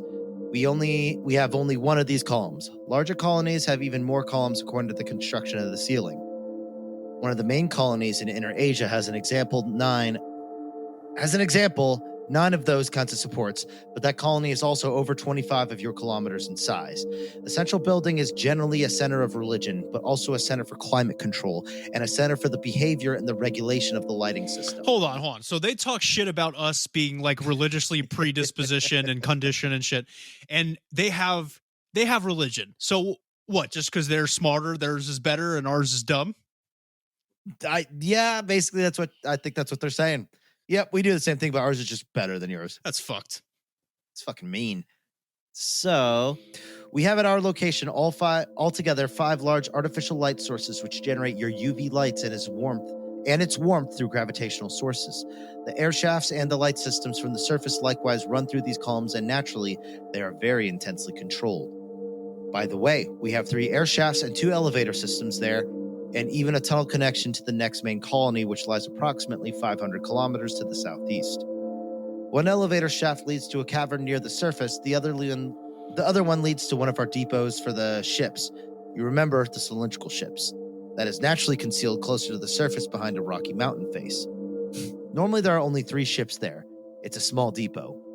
The other buildings of the colony are, for the most part, concentrically ordered in oval circles around the main supporting column, and they are, without exception, much flatter, generally only between 3 and 20 meters tall. The shape of the building is round and dome-like. The color is even differentiated according to the circle and distance from the main column. To the north of the column, there's an additional, very large but very flat round building. This building interrupts the concentric system of the colony with its diameter of about 250 meters. It is the artificial sun zone in which the specially illuminated corridors and rooms are housed. In these locations, very powerful UV lights predominates, and they are used in order to warm our blood. There is even a medical dispensary and a meeting room located there. Beyond the outer ring of the colony, there are zones in which animals are kept. We must consume the flesh as nourishment, and gardens in which we plant nourishment and mushroom culture are cultivated. There's also hot and cold water running water there from subterranean sources. The power station is located at the edge of the colony. The station is driven by fusion at its base and supplies the colony with the quote-unquote suns with energy. My group, or quote-unquote family, lives, by the way, in the 4th ring of buildings out of the central support column. So much in such a short time. To describe to you all the buildings and their task would be going too far. It is difficult to describe something like this to you, for it is a completely different set of surroundings and culture from what you have accustomed to in your life on the surface. You would really have to see it for yourselves to be able to believe it. So that sounds like some Hollow Earth shit. Yeah, that's it's complicated. I love it. All right. But a good glimpse. A very good glimpse. Yeah. And like we said, guys, these are like indigenous is what we'll call them, subterranean reptilians. These aren't the Dracos that we're dealing with here, it seems like. This seems like these are the guys literally living underneath our feet. Okay. And that's right. I'm pretty sure we did that in the last episode. That's because we always talk about reptilians trying to take us over. These ones seem a little bit more like we're just kind of like chilling and like observing. Observing, I think, is a good word. But I'm still cautious. About them. As you should be. The next question is, will I myself see it sometime? Who knows? Maybe. Time brings new opportunities. Wow. The next question, how many creatures of your kind live in this colony? Approximately 900. Yeah. And then the next question is, that is the end of the interview. Do you have any final message for the readers of the transcript?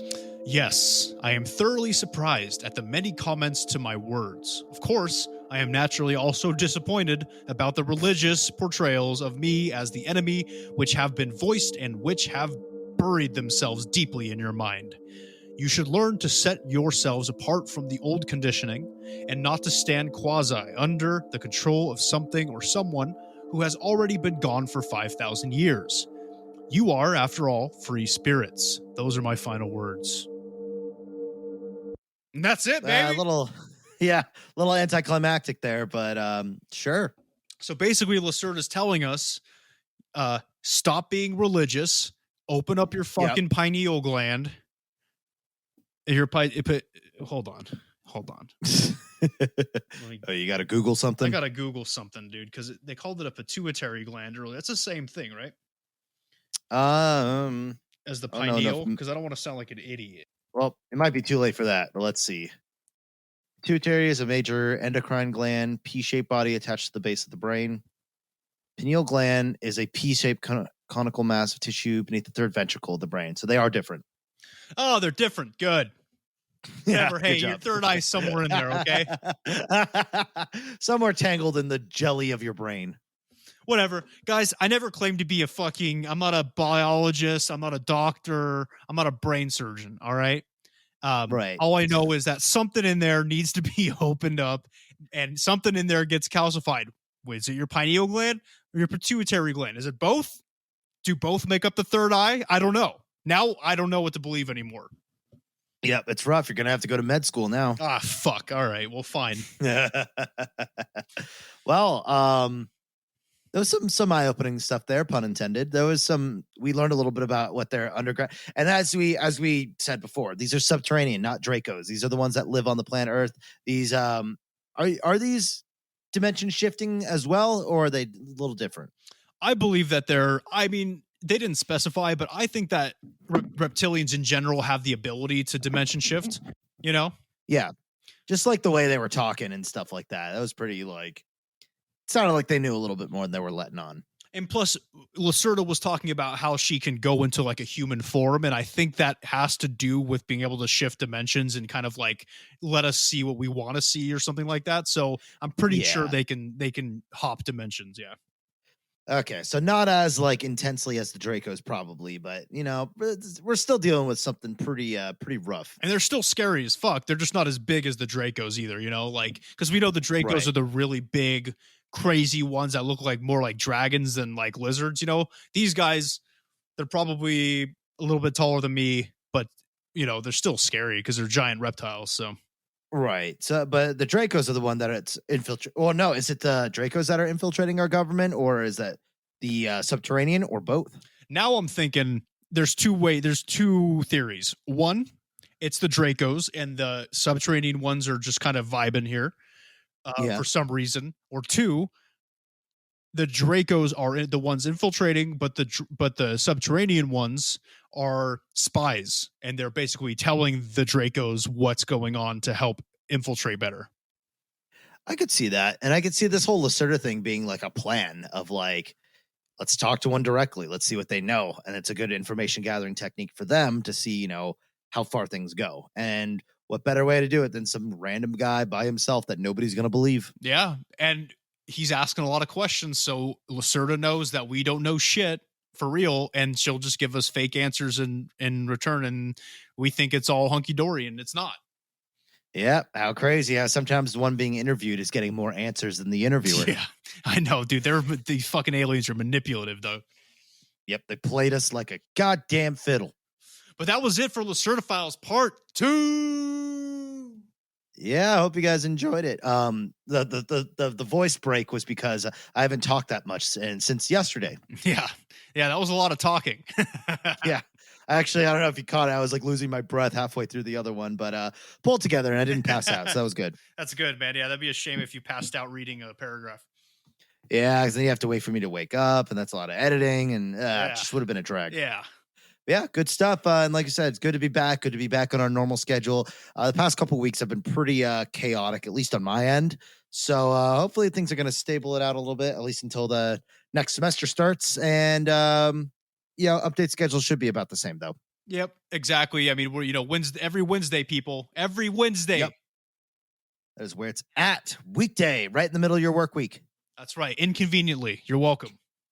Yep, or conveniently, because we give you, because who the fuck has anything to look forward to on Wednesday? So at least we could give you something to look forward to. Break it up, because we spend all week waiting for Friday.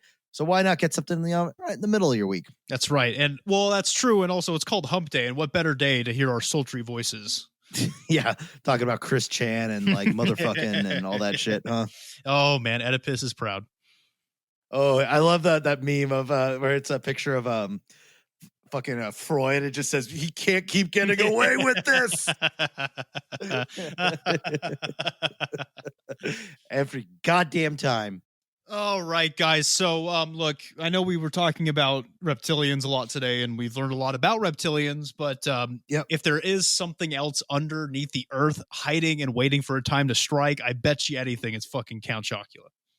Yeah, and I mean, and he's gathering. I mean, Nick and I obviously, I know we said we were going to take a little break. Our break on building the file for his episode, it kind of extended a little bit. I mean, I've been traveling. We've had a lot of stuff going on, and we kind of just want to make sure, double sure that everything's encrypted. That's a long process, and we do know the risk involved, though, is that we're giving him an opening. So hope for the best for the both of us that we can make it through to next week alive, because if it wasn't for that hard drive, and how good we've been about it, it's long gone, That's right. But we're still steadily doing it, guys. We're compiling data. We will have an episode shortly for you guys on Count Chocula. So you stay safe though for now, because I know he's sniffing. He's sniffing around not just us now, but the people who listen to us. So be very careful. Exactly.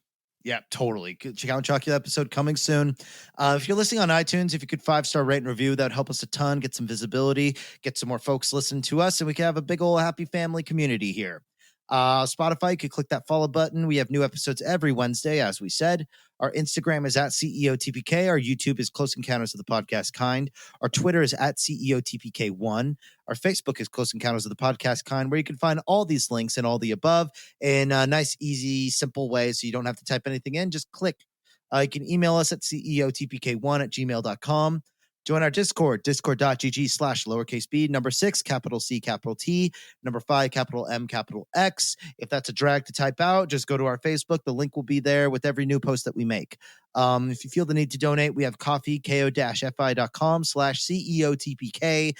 It's just like our own personal tip jar. Don't feel the need to use it, but any generosities you send our way will be immensely appreciated.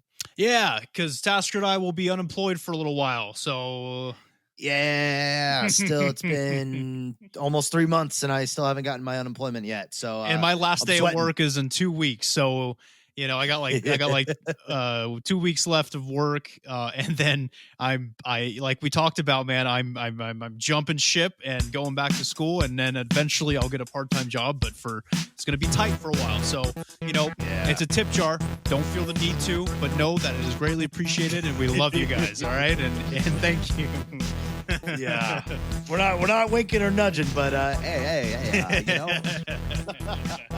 nah, keep your money if you need it. Yeah, for real. Thank you for listening, though. Yeah. And look, whether you think that reptilians are living underneath our feet, very kindly and not spies, or if you think that they're living underneath our feet to literally spy on us underneath our noses, the truth is out there. Or maybe just nothing but earth and core and magma and lava. At least that helps me at sleep at night. Let's just pretend like it's not. The last time I saw really no fucking hell. The last time I necessity. It's so bad.